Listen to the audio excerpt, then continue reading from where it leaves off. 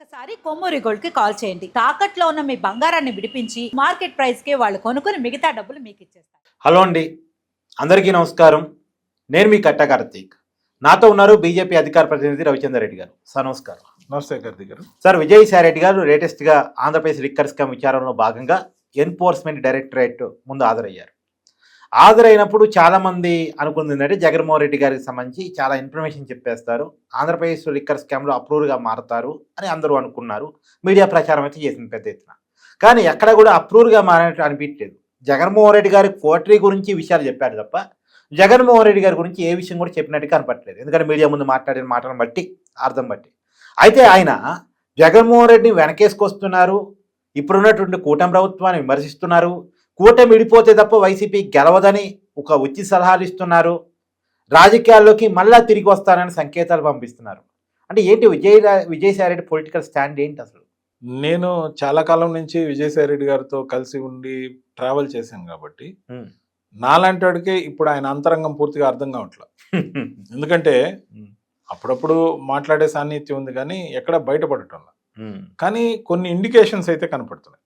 ఇప్పుడు ముఖ్యంగా ఆ ప్రెస్ మీట్ తర్వాత, అవును, ముఖ్యంగా ఆ ప్రెస్ మీట్ బయటకు వచ్చి చెప్పిన దాంట్లో జగన్మోహన్ రెడ్డి గారు ఎటువంటి తప్పు చేయలేదని, ఆయనకి తెలిసి ఇలాంటివి జరిగితే ఆయన ఒప్పుకోడని ఆయన క్లీన్ చిట్ ఇచ్చినట్టు కనపడతాం. అవును.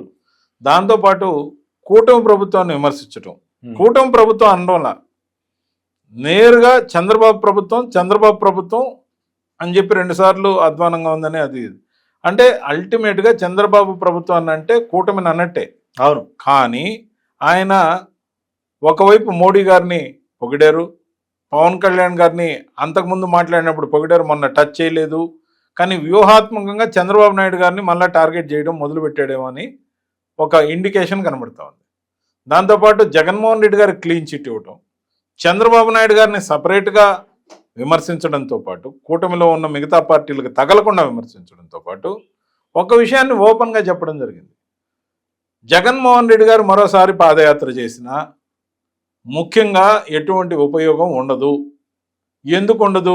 మీ దగ్గర ఉన్న కోటరీలో ఉన్న పందికొక్కులు ఏదైతే మీకోసం సంపాదించుకున్న ఇమేజ్నో, పార్టీ నిర్మాణాన్నో, లేకపోతే మీరు చేసిన అనేక పనుల్లో వాళ్ళు లాభాన్ని తింటున్నారు, అంటే పార్టీ ఇమేజ్ని పణంగా పెట్టి తినేస్తున్నారు అనే కోణంలో ఏదైతే చెప్పాడో, ఒకటి కోటరీని సమీక్షించుకోమని చెప్పినట్టు సలహా ఇస్తున్నట్టు కనపడుతోంది.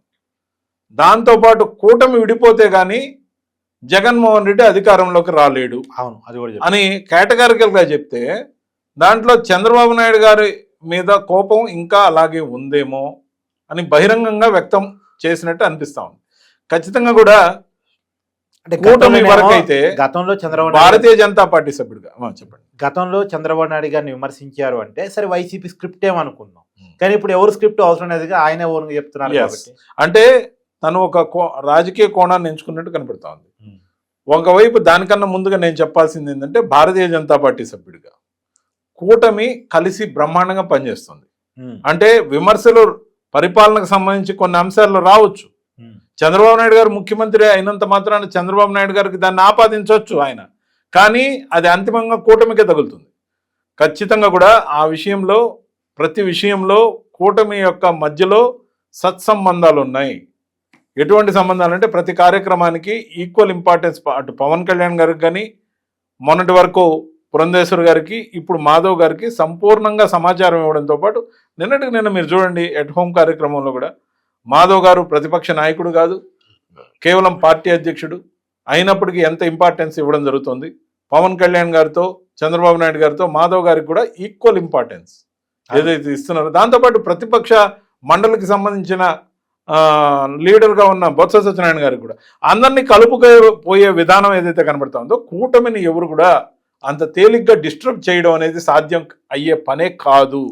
కూటమి ఇంటాక్ట్గా ఉంటుంది అని నేనైతే ఖచ్చితంగా చెప్పగలను. ఖచ్చితంగా కూడా దీంట్లో విజయసాయి రెడ్డి గారికి ఎక్కడైనా ఏదైనా పెయిన్ కలిగి ఉంటే, బహుశా తను అనుకున్నట్టు బీజేపీ వైపు రావాలనుకుంటే పోకుండా చంద్రబాబు నాయుడు గారు అడ్డుకుంటున్నారనే ఫీలింగ్ ఉన్నట్టు నాకైతే ఉన్న అభిప్రాయం. ఒకవేళ భారతీయ జనతా పార్టీలోకి రావాలంటే కూటమి మధ్యలో ఉన్న ఏదైతే ఒప్పందాలు ఉన్నాయో, ఒకరికి ఇష్టం లేని పర్సన్ని తిరిగి ఆ కూటమిలో ఉన్న మరో పార్టీ తీసుకోకూడదన్న నిబంధన ఏదైతే పెట్టుకున్నామో ఇంటర్నల్గా, దాంట్లో భాగంగా మేము అందరం కట్టుబడి ఉన్నాం. కానీ చంద్రబాబు నాయుడు గారు బీజేపీలోకి రాకుండా విజయసాయి రెడ్డి గారిని అడ్డుకుంటున్నారనే సమాచారం అయితే నా దగ్గర లేదు. కానీ ఖచ్చితంగా సంథింగ్ ఈజ్ దేర్. మళ్ళీ చంద్రబాబు నాయుడు గారిని టార్గెట్ చేయడంలో ఏ అంతరార్థం ఉందనేది రాబోయే రోజుల్లో మనం చూడాలి. అంటే ఒక 2 ఆప్షన్స్. ఒకటి బీజేపీలో చేరటం. బీజేపీలో చేరటానికి అవకాశం లేదు అనుకున్నప్పుడు, అంటే కూటమిలో ఉన్న పార్టీలు అడ్డుపడుతున్నాయో లేదా బీజేపీ చేర్చుకోవట్లేదు అనుకున్నప్పుడు సొంత రాజకీయ ప్లాట్ఫామ్ ఏర్పాటు చేసుకోవటం. అది పార్టీయా లేదా వేదికనా, ఏదో ఒకటి మొత్తానికి రాజకీయ ప్లాట్ఫామ్ని ఏర్పాటు చేసుకోవటం.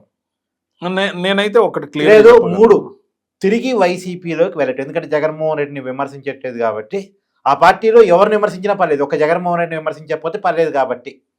కానీ నాకు తెలిసినంతవరకు మీరు అడిగిన ఈ క్వశ్చన్ చాలా స్ట్రైట్గా బాగా అవగాహన ఉన్నవాడిగా నేను చెప్పే సమాధానం ఏంటంటే, సజ్జల రామకృష్ణారెడ్డి గారి పెత్తనం అక్కడ ఉండగా, సేమ్ ఓల్డ్ కోటరీ అక్కడ ఉండగా, ఎవరి చేత అయితే తాను అవమానాలు పొందాను, పార్టీకి దూరం అయ్యాను, జగన్మోహన్ రెడ్డి గారి మనసులో జారిపోయానని అనుకుంటున్నాడు, వాళ్ళు ఉండగా తిరిగి వైఎస్ఆర్సీపీలోకి విజయసాయి రెడ్డి గారు వెళ్ళడం జరగదు.